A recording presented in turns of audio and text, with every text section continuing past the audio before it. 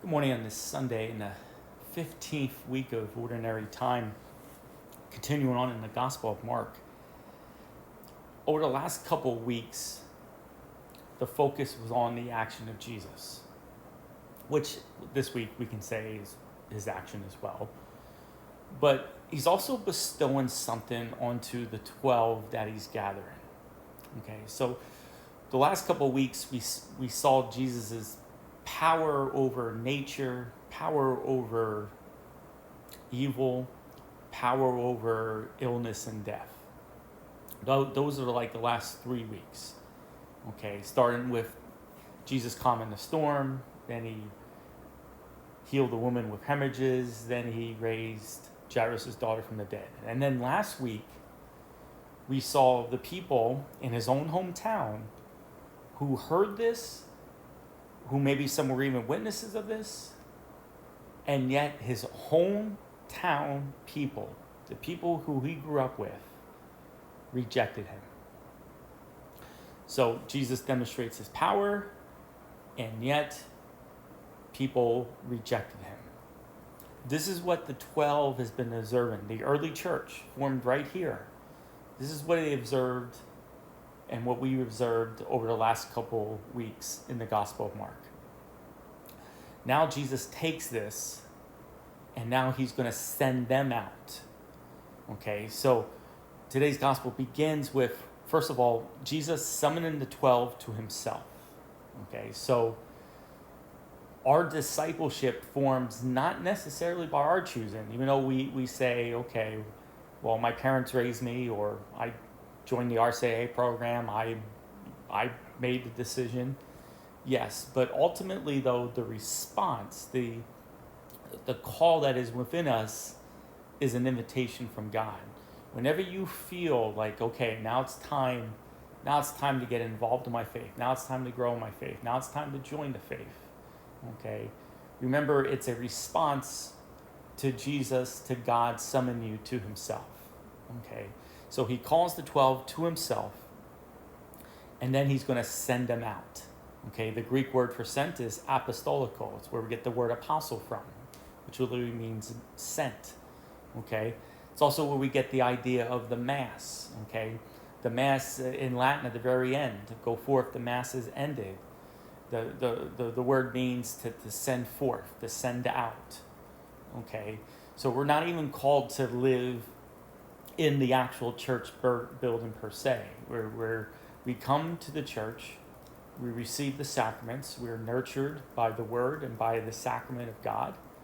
Okay, coming from God, and then we're called to send out into the world where generally is hostile to God and to his will.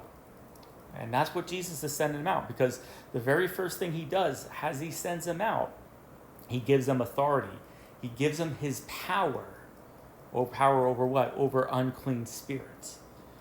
So the idea is we're being sent out into hostile territory.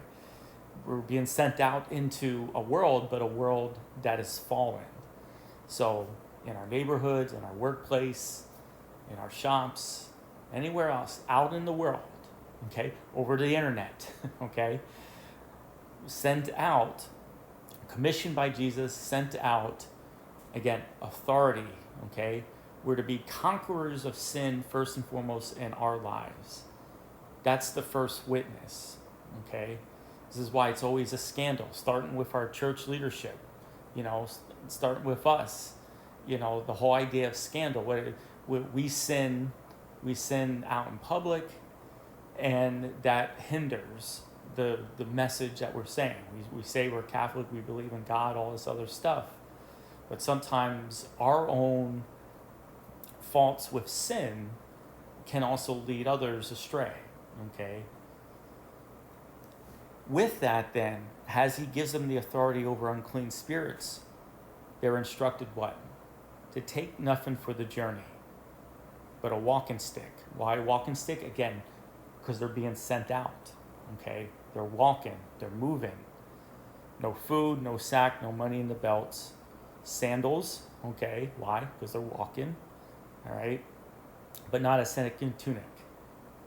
We as a church, starting from the top all the way down to the laity. We can't be absolutely 100% dependent on worldly things in this mission. There has to be an absolute trust in God's care. If we're doing something that is noble for God and a noble purpose for God, okay, we have to trust that He will provide. Okay, you know, even myself as a pastor, sometimes my mind is so occupied with the temporal things of the parish, you know, and how are we going to provide this? How are we going to do this? You know, all these things, all right? Ultimately, the heart of the mission has to be what? Preaching the love of God and the salvation of God to others. If that's the heart of our mission, the gospel message, okay, don't worry about the many things. Don't worry about what you're going to wear. God will take care, all right? That's the instruction that Jesus has given them. Rely on God's providence, all right? And then the second part of this gospel, when you go into a house, okay, you might not be welcome, okay? You're going to go out into the world. It's going to be hostile. Again, Jesus gave them authority over unclean spirits. The idea is going into hostile territory. You're going to face rejection, all right? Again, our number one concern, like I said, can't be about, you know, the temporal things, but also another concern of us internally is having people like us, you know, trying to get a message out there that everyone will accept. You got to understand that the more in tune to your faith, the more you want to share your faith with others, there will also be rejection.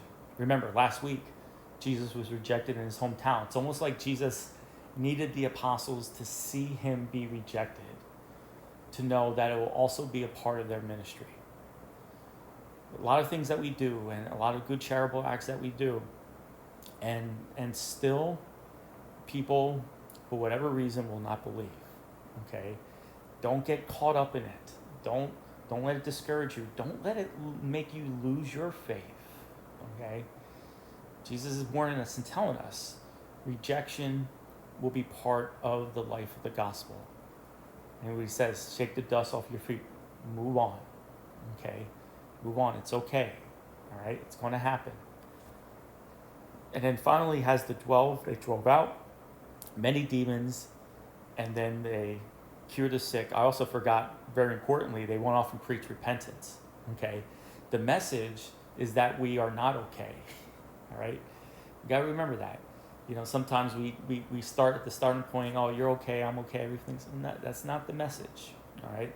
Message is repentance, which means what? Change your life. Change your ways. That's the message. Okay? And then with that, the apostles have the authority to drive out demons and to heal. So not only is the message of repentance, change your life, but it's also a message of healing. The purpose of the change is what? To be cured and then to be what? To be saved, to be grown into the love of God. But just on our own efforts, own tuition, you know, we need a lot of work, you know, starting with ourselves. Okay? We're summoned to Jesus. We have our own repentance in our life, and we need our own healing in our life, and so do others. Okay? So from the very beginning, the formation of the church, the message, the mission is to go out and to tell people about the love of God, the love of Jesus Christ, to change your life around, to follow him, to follow God's will, not our own will, not their will, but God's will. And more importantly then, to experience liberation and to experience healing. That is the essential meaning of church. This is how the church was founded, and it still is today, even though there's so many distractions, what the church is supposed to do right now in 2024. May God bless you.